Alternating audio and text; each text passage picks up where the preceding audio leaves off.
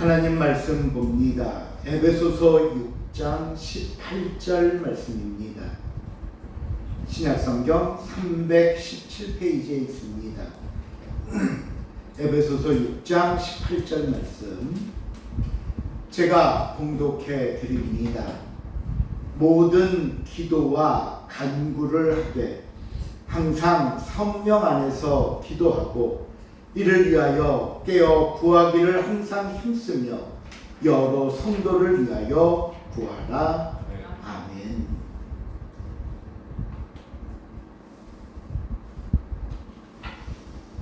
여러분, 인프라라는 말을 들어보셨습니까? 인프라. 이 단어는요, 라틴어인 뭐뭐 아래라는 뜻의 인프라와 구조라는 뜻의 스트럭처가 합쳐져 인프라 스트럭처에서 유래한 말인데요. 프랑스에서 19세기 후반 철도 정책 문맥에서 처음 사용되었고요. 제2차 세계대전 이후 군사기지나 공항, 철도 등 주로 군사시설을 가리키는 말로 널리 사용되기 시작을 했습니다. 특히 1960년 이후 미국에서는 이 단어의 사용이 급격히 늘어나면서 아마 전 세계적으로 인프라라는 말이 사용되기 시작한 것은 1980년 이후부터 급격히 많이 사용되었던 말입니다.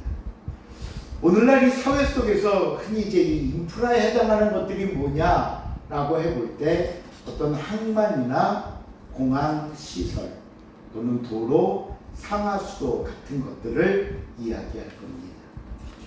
이것만 놓고 보면 물건을 생산하거나 직접적 관련이 없어 보이지만 그렇다고 없어서는 안 될 아주 중요한 주요 경제 활동의 기반이나 기초를 우리가 또는 하부 구조 또는 인프라라고 말합니다.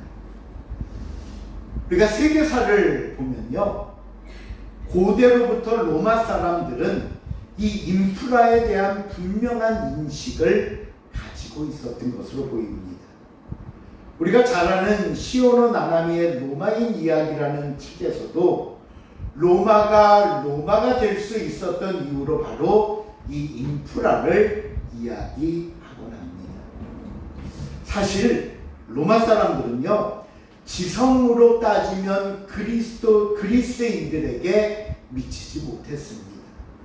철학을 한 예로 들면 그리스에는 소크라테스, 플라톤, 아리스토텔레스 같은 세계적인 철학자들이 존재했지만 로마는 독창적인 철학 체계보다는 그리스 철학을 수용하고 그것을 보급하는 데 치중하다 보니까 로마 철학자들의 저작은 거의 모두 그리스 사상을 기반으로 했던 것입니다. 그 외에도 체력적으로도 당시 켈트족이나 게르만족의 상대가 되지 못했고요. 기술력으로도 에트루리아인에게 미치지 못했습니다. 또 경제력을 가지고 봐도 카르타고를 따라갈 수 없었던 사람들이 바로 로마 사람들이었습니다. 그런데 이런 로마가 어떻게 해서 천년의 영광을 누릴 수 있었는가? 바로 그 대답으로 학자들은 로마의 인프라 때문이었다라고 말을 하는 겁니다. 조금 더 로마의 인프라에 대해서 말씀을 드리면 로마의 가장 두드러진 인프라는 도로입니다. 앞에 사진을 보시면 여기 이제 도로가 돌로 깔려진 도로들이 나오는데요.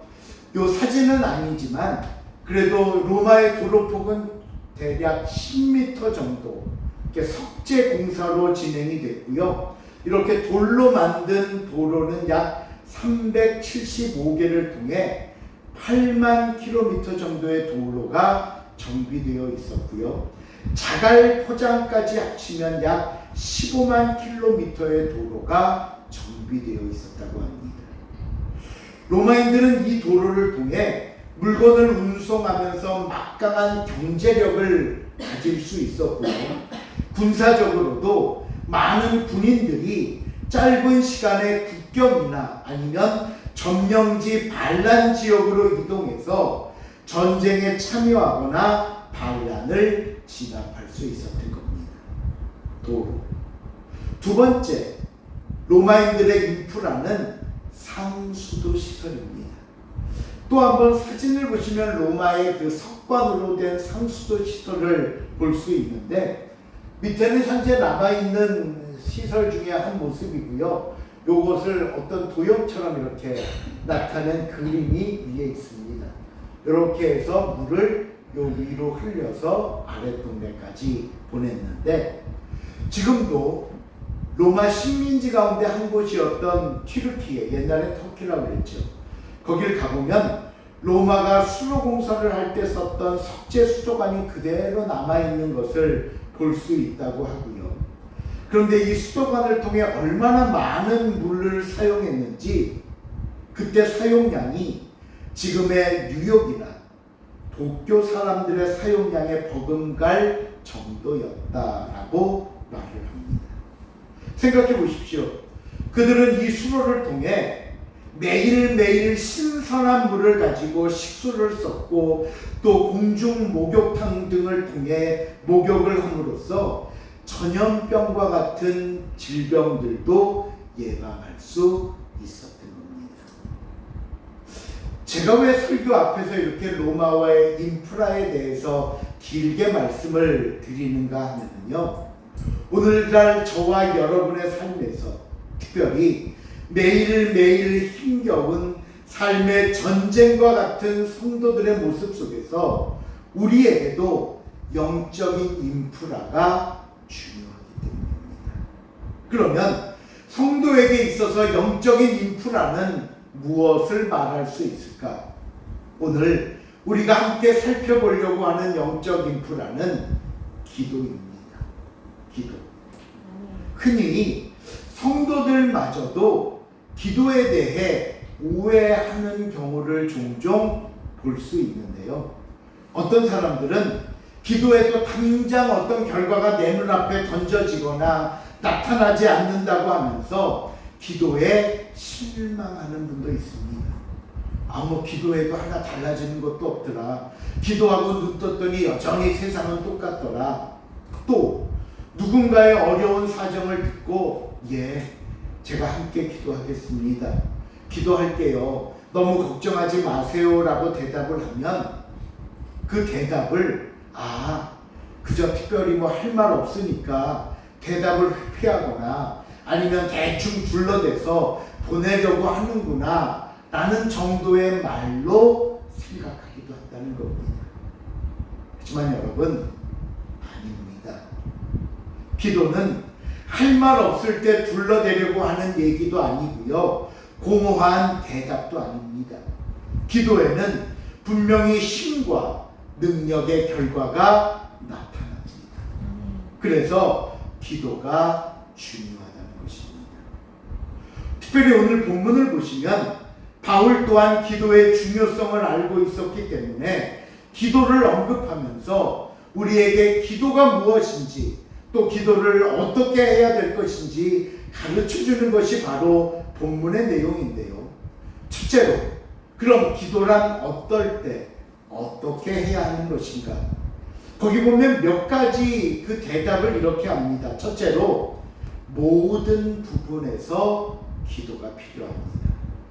우리 본문 18절 말씀 한번 읽어볼까요? 18절 시작. 모든 기도와 간구를 할 때 항상 성령 안에서 기도하고 이를 위하여 깨어있기로 항상 있으며 여러 성도들을 위하여 구하라.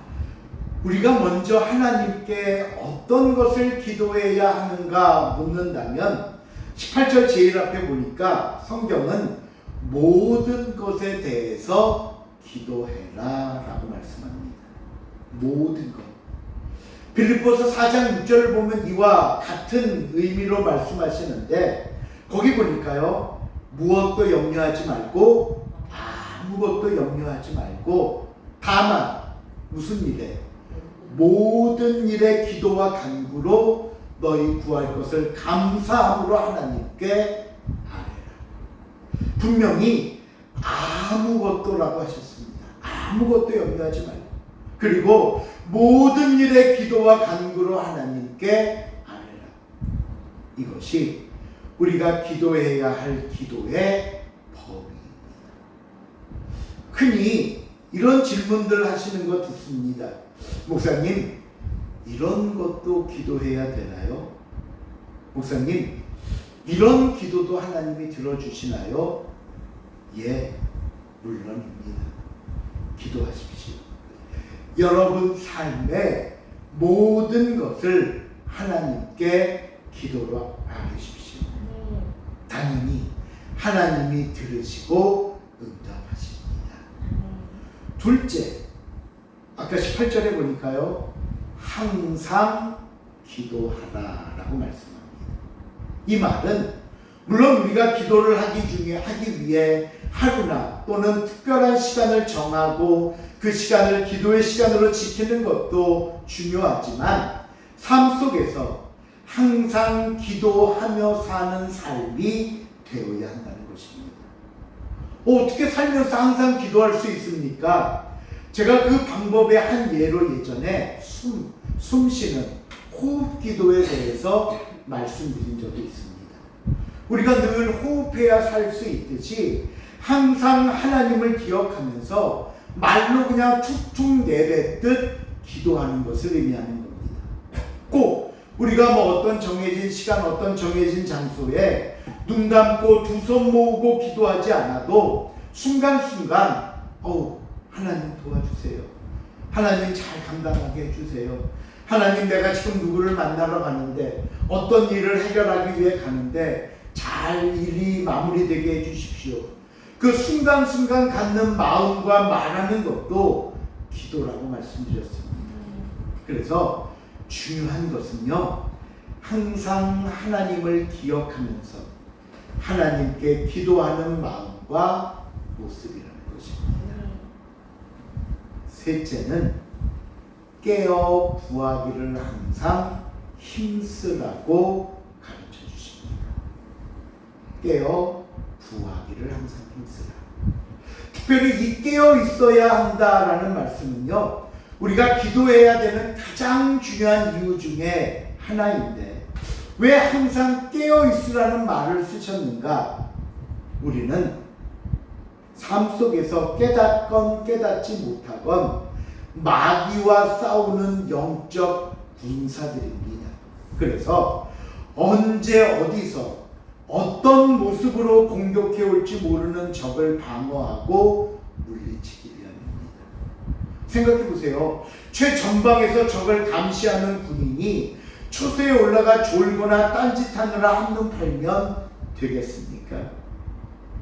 예수님도 이 깨어 기도해야 하는 중요함을 아시기 때문에 마가복음 14장 37절 38절에서 뭐라고 말씀하셨나 한번 볼게요. 한번 볼까요? 돌아오사 시작. 돌아오사 제자들이 작은 것을 주시고 베드로에게 말씀하시되 시몬아 자느냐, 내가 시간도 깨어 있을 수 없거든. 시험에 들지 않게 깨어 있어 기도하라. 마음에는 오는데 육신이 약하다. 육신의 연약함, 때로는 피곤함, 어쩔 때는 세상적인 분주함, 이런 것들이 우리의 기도를 막고 방해하는 수많은 일들 중에 하나입니다. 그래서 압니다. 기도할 시간 없고요. 그래서 기도보다는 휴식과 쉼을 더 얻고 싶어 하지만, 예수님께서는 이런 처지와 상황을 다 아시면서 깨어 기도하라고 하시는 이유가 무엇일까요? 조금 전 말씀 보니까 시험에 들지 않게 깨어 있어 기도하라라고 하셨습니다. 이 말을 바꾸면 어떻게 되는 줄 아십니까? 깨어 기도하지 않으면 무엇에 들 수 있다? 시험에 들 수 있다는 겁니다. 그러니 우리 삶에 어떤 상황과 어떤 모습도 앞에서 말씀드렸듯이 때로는 연약함과 피곤함과 바쁘고 분주하다 할지라도, 그런 상황과 모습이라 할지라도 그것이 기도하지 않아도 될 핑계나 이유가 되지 않는다는 것을 여러분 잊지 마시길 바랍니다. 항상 깨어 기도해야 합니다. 넷째로 여러 성도를 위하여 기도하라 말씀합니다.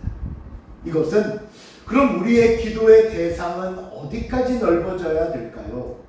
물론 처음에는요, 나 자신을 위한 기도가 먼저일 것입니다. 나를 위해 기도하고, 그 다음 자녀나 가족들을 위한 기도, 그리고 내 주변에 가까운 사람들을 위한 기도. 아마 보통 처음에는 이 정도의 기도 범위를 가지고 기도하실 겁니다. 하지만 하나님께서는 우리 기도의 대상이 더 넓어지기를 원하십니다. 그러게 여러분, 이제는 우리가 함께 신앙생활하는 우리 예드림 교회와 성도들을 위해 기도해 주시기를 바랍니다. 가끔 우리 전도회 단톡방이나 교회 밴드를 통해 기도 제목이 올라오고 긴급 기도를 요청할 때가 있습니다. 그럴 때는요, 꼭 그 기도 제목과 내용을 보시고 기도해 주십시오. 이렇게 슬쩍 보고 나중에 해야지 하다가는 다른 일에 치여서 결국 기도 못하고 넘어가는 경우도 생기긴 합니다. 그러니 1분이라도, 아니 그 자리에서 잠깐이라도 일손을 놓고 그 기도 제목을 위해 기도해 주시기 바랍니다. 그 사람에게는요, 그 일을 겪고 있는 그 상황에서는요, 그것이, 그 기도 제목이 지금 그 순간이 마치 응급실에 있는 것처럼, 중환자실에 있는 것처럼 1분 1초가 시급한 기도이기 때문입니다. 그리고 나라와 민족을 위해 기도해 주시고, 세계 복음화를 위해 지금도 저 낙도나 오지, 그리고 이름 모를 그곳에서 복음을 전하는 주의 종들을 위해 기도해 주시기 바랍니다. 이렇게 점점 기도의 대상과 범위를 넓혀가는 것입니다. 자, 다시 한번 정리해서 말씀드립니다. 우리는 언제 어떻게 기도해야 되느냐? 첫째, 모든 일에 기도하는 겁니다. 기도하지 않아도 될 일은 하나도 없습니다. 둘째, 항상 기도하는 것입니다. 셋째, 깨어 있어 기도해야 합니다. 넷째, 나뿐 아니라 여러 성도를 위해 기도하는 것입니다. 이 네 가지 기도의 모습이 먼저 첫 번째로 우리에게 가르쳐 주시는 기도의 가르침입니다. 자, 그러고 나서 이제 큰 두 번째로 바울은 자신을 위해 기도해 달라고 부탁합니다.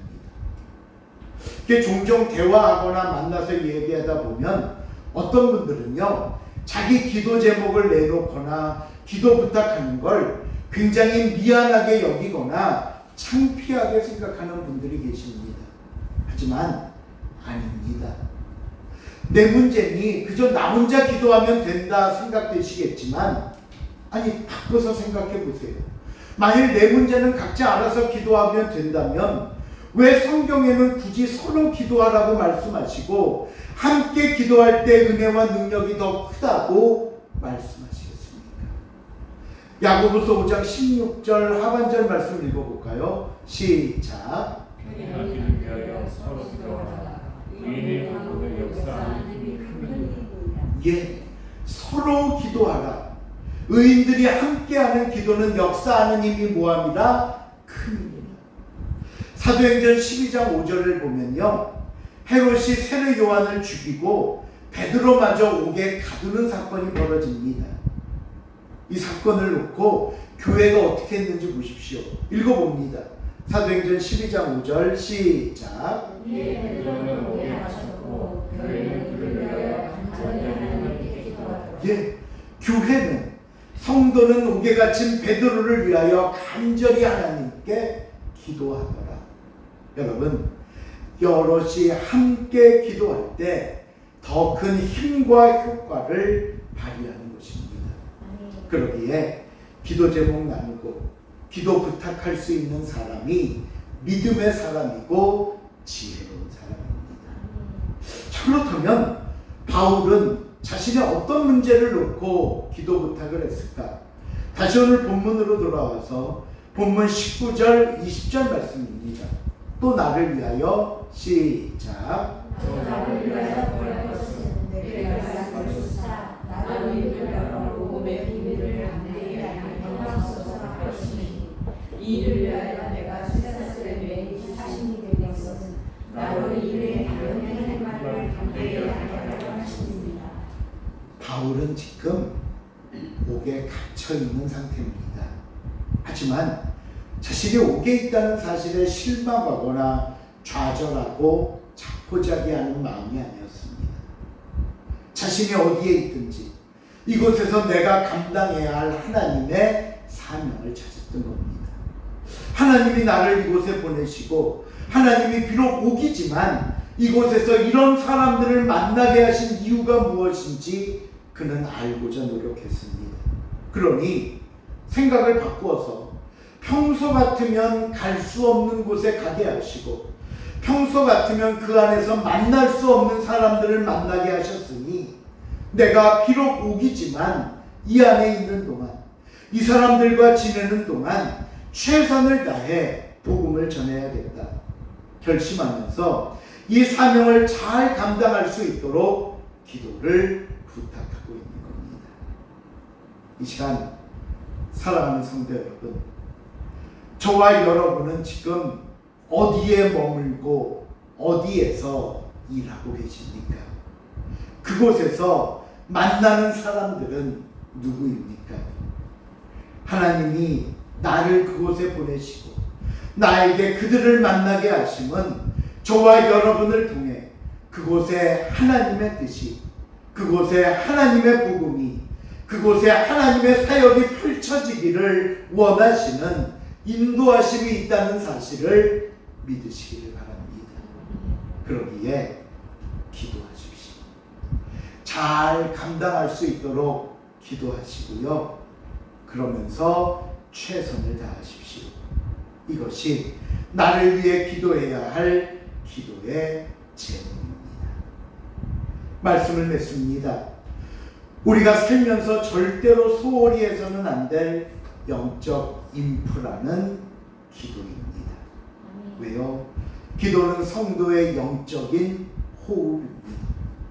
우리가 호흡이 끊어진 사람을 죽었다고 말하듯이 기도하지 않는 성도는 죽은 성도입니다. 또 기도는 하나님과의 대화입니다. 대화가 단절되면 서로의 마음을 알 수 없습니다. 필요한 것을 구할 수도 없습니다. 그러기에 항상 기도로 소통하고 인격적인 교제를 이루어 나가야 하는 것입니다.